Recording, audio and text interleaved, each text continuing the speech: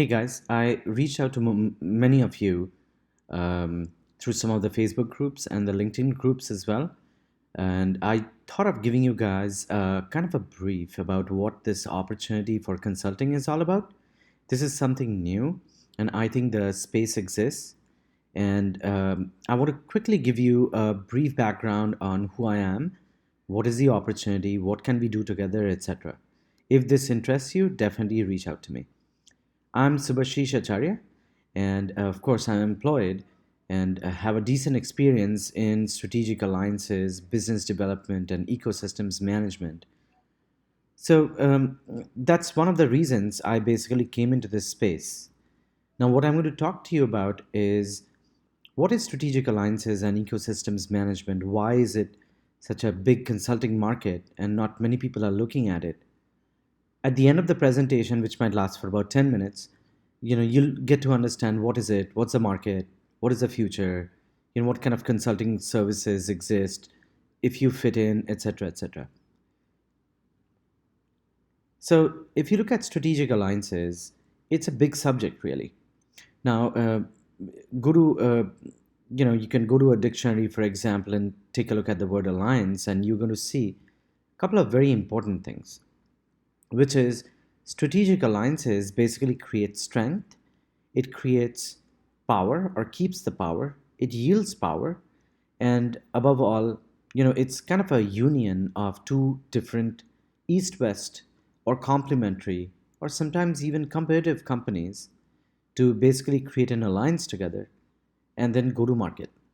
And that's the reason I believe that strategic alliance is a big impact profession of today. Uh, for example, if you look at you know world wars or look at religion, for example, or politics or financial companies, or even Star Wars, for example, right? Or let's say the marriage between the royalty or the elites, or even different groups, or you know different businesses. Strategic alliances has been a big thing. Now, we already know that a Cold War exists, but business is actually war. For example, if you look at Microsoft and Oracle, what they are doing is they're joining forces to basically defeat Amazon. Why? Because that's how it is. It's war in the market, and Microsoft and Oracle have been arch enemies.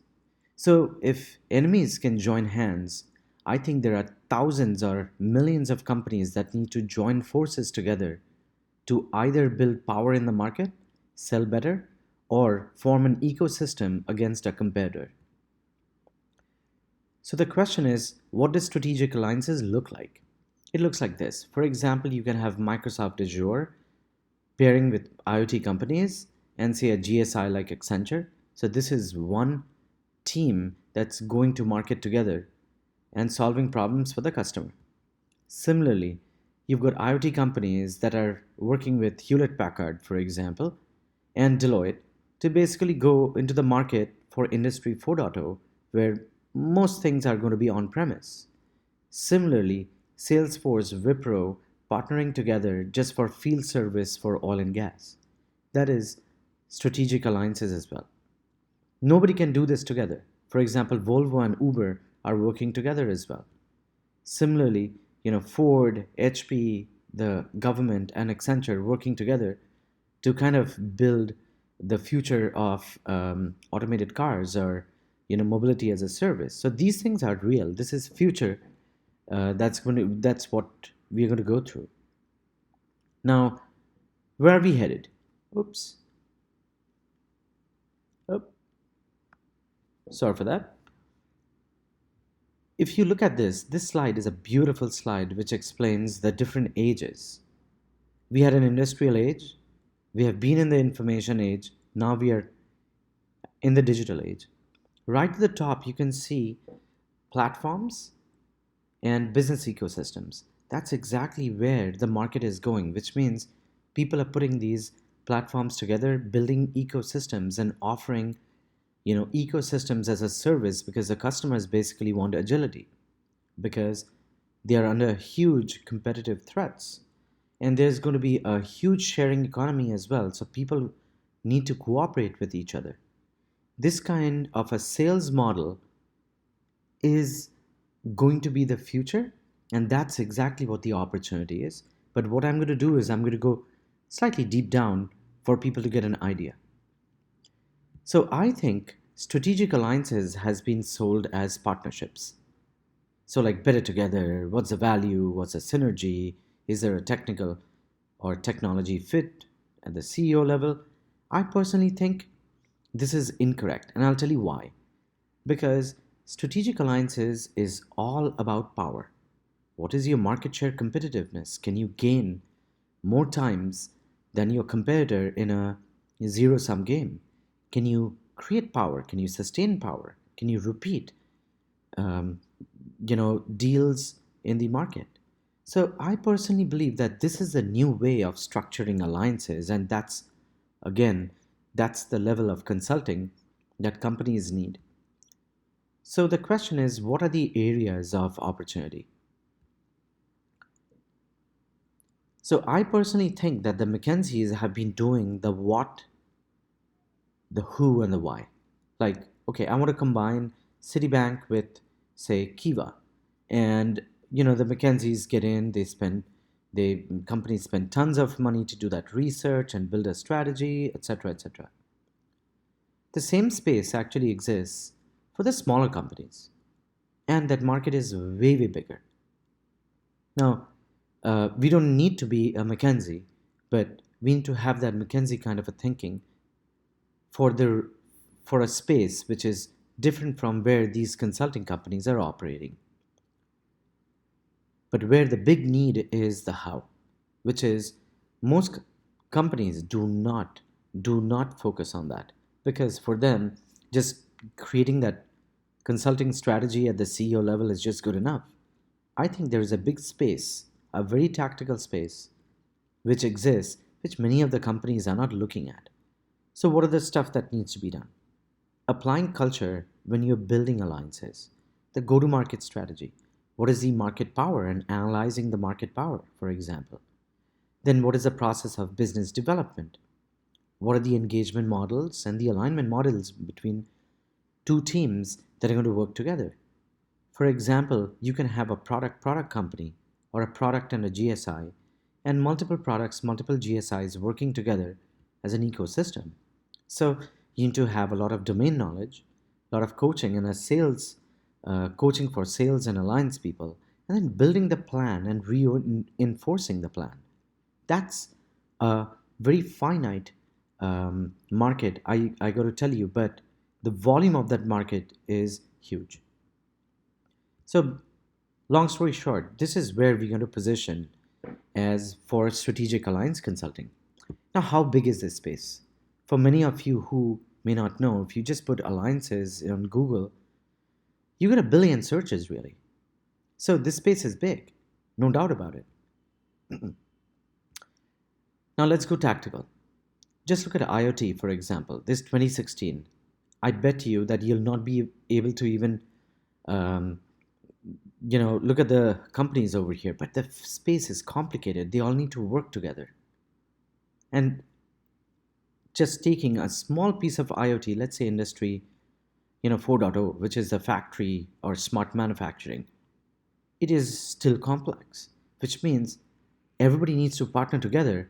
But how do you do it is always a big question. Similarly, the analytics space as well.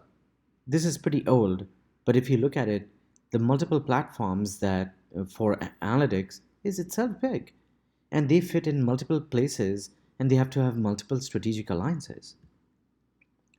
So the question is, what kind of consulting skills are needed? Let's look at it.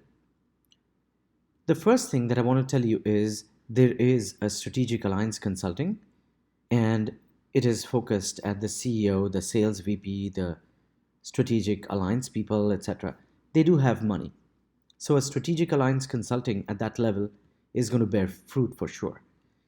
But then to act on it, we need to develop market development, and presentations and do a little bit of selling. And After that, you got to structure these consulting deals as well. So there's some work involved. Other tactical pieces would be creating the tactical strategic alliance but execution plan.